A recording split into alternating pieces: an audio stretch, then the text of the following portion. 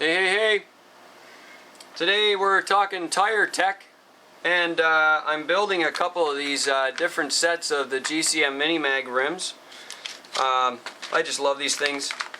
And today I'm going to build up a Swamper TSL Bogger. This is the 1.7 version, and here's the spec on it right there. That's the tire we're using today. And the other tire we're using today is a DC Fun Country, commonly friendly known as Fundix. These are fantastic tires, by the way. Yes, sir. So, there's all kinds of foam here, and I'll tell you what I'm doing because the foam that came in the Bogger was this gray one.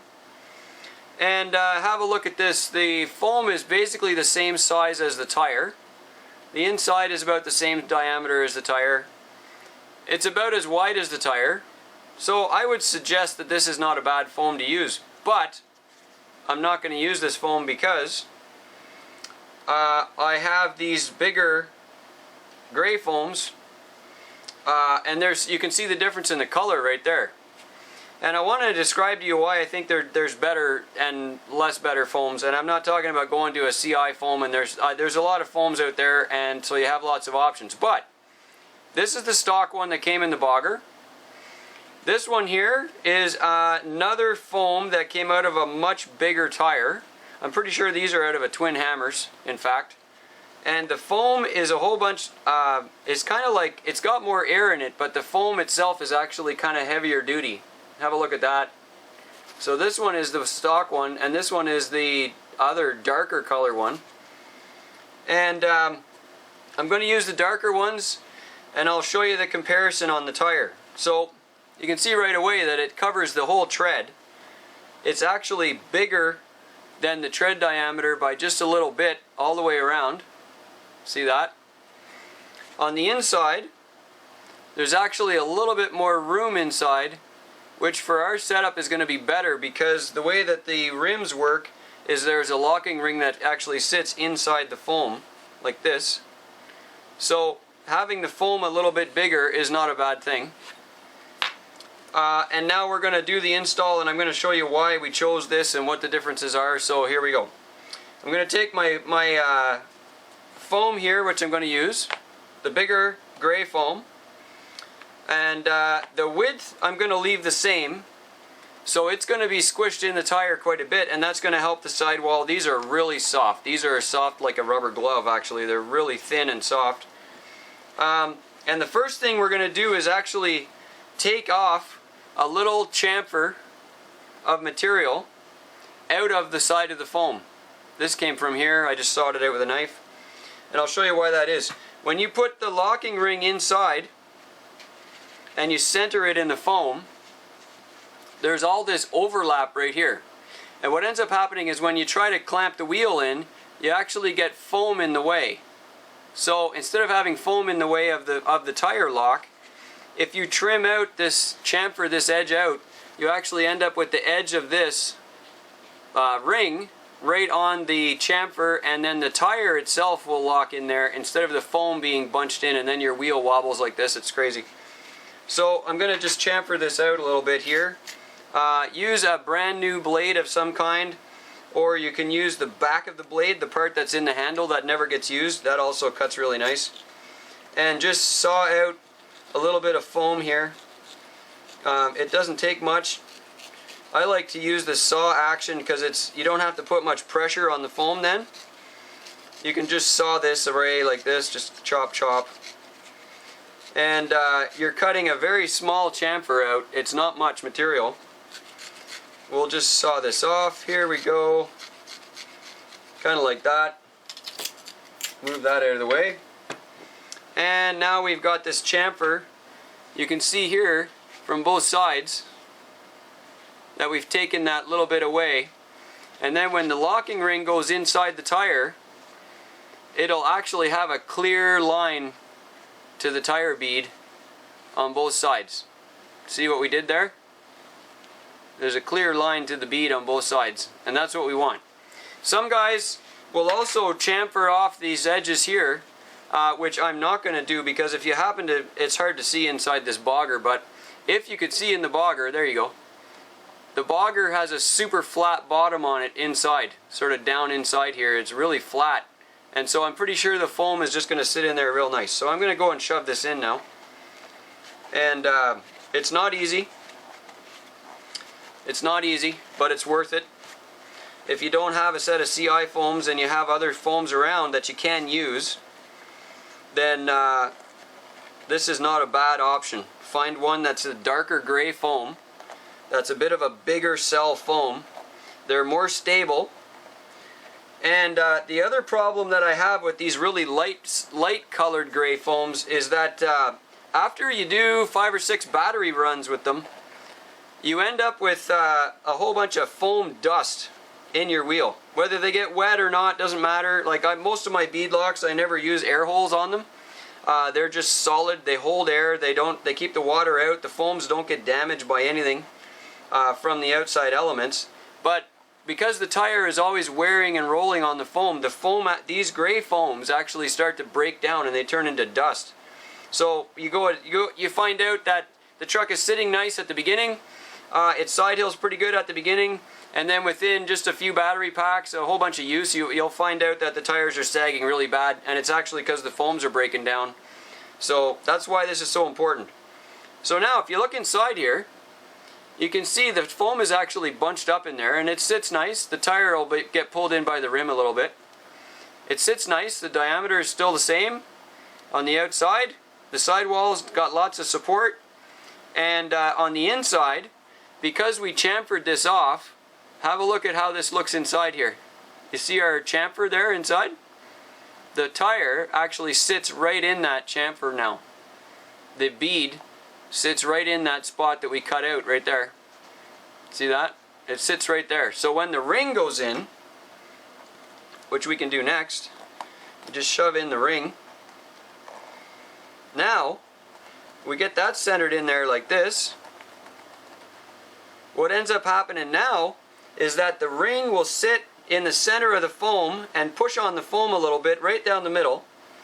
And because we sawed off these 2 little chamfers here on the outsides, now there's nothing folding over into the bead where the tire is supposed to go. So have a look in here. So you can see the whole beadlock ring on both sides. You can see where the bead is going to sit. When the tire gets clamped in, it's going to get clamped in right to the metal, and there's no foam in the way. That's really important. Do that. And then this is a breeze, right? You drop in your wheel center, and when you put the wheel centers in, you have to drop it in and then pull back the rubber just a little bit all the way around, so that the bead, the lip inside the tire should actually be sitting right inside. The aluminum sits right inside that little rubber lip there. This is the notch here that I'm talking about, and the rim will actually sit right inside that lip right there. So we'll go ahead and drop the back on here now, and you can line up those two so that you can see both the holes, right? That's kind of important. You want the 5 holes on the back to line up with the 5 holes on the face so that you can actually attach them. And don't try to yank them sideways like this, because you'll actually bead the tire on in a funny way and then they wobble. So set it up so that when you squish it, it looks pretty good. You see how I have them a little bit out of line right now? Before I try to jam those in, I'm going to actually turn this by hand and set the bead so that when I squish this together, it's a dead easy straight. You can put the screws straight in now. See that? They're all straight. That's what I want to see. So let me grab the hardware out of here. I gotta get my switch bags here.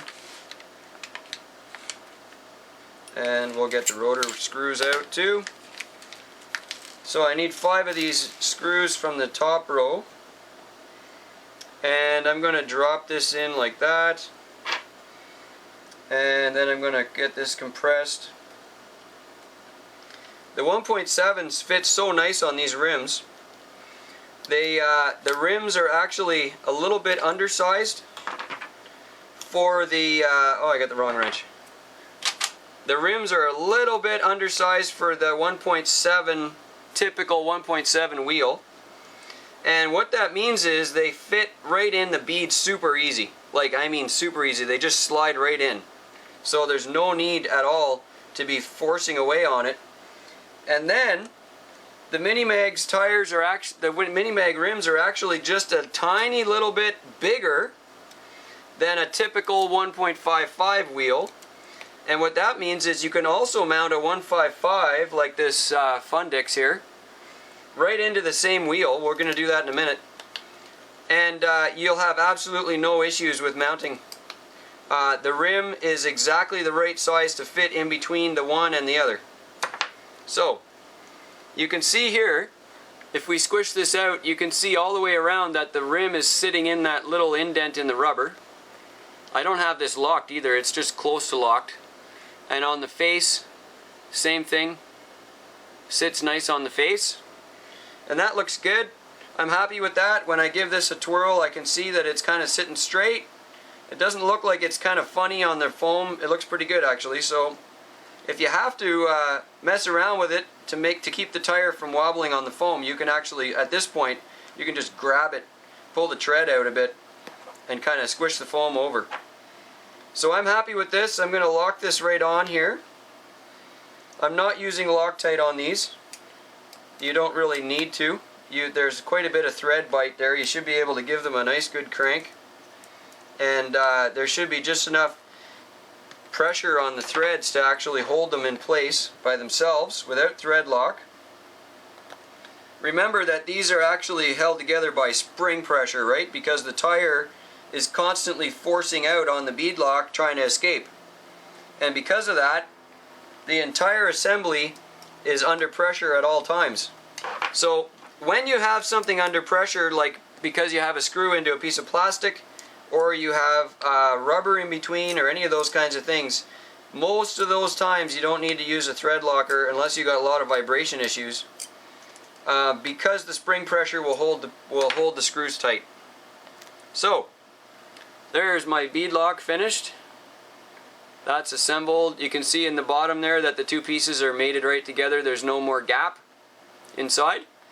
And we've got ourselves a 1.7 bogger. Now, this feels really neat because there's definitely enough pressure on it to do side hilling well. There's quite a bit of stability on the sides. I like how this feels. There's definitely a lot of squish left over. I mean, you can see here there's a lot of ability to conform to rocks, and these have a huge gap in between the treads. So besides all that other stuff, I think this is a winning combination. There should be great traction on these. They really feel solid side to side, so I think the side hilling is going to be great. These are going to go on my Matzilla. I can't wait to build that. That's going to be a really fun truck to run. And let me just grab a brake rotor here, and that will finish our last step.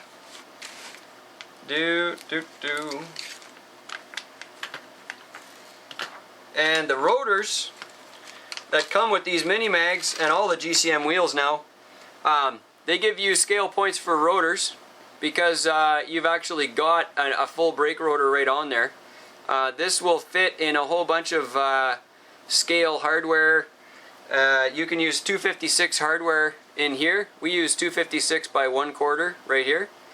This fits on your hex in either direction, so you can decide whether you want to have the rotor facing frontwards or backwards depending on what you like. I'm going to put this on here with the rotor in the back, and my reasoning for that is just because I like to see more gap behind the wheel, between the rotor face and the wheel. I find that the visibility is a little better, so that's my only reason for it. There's no other reason. I'm going to drop in the hardware here and give those a twist. And we need 4 more, and we are done our wheel assembly. This is a 1.7 TSL bogger on a GCM Mini-Mag 10-hole rim with a hex mounted rotor in the back,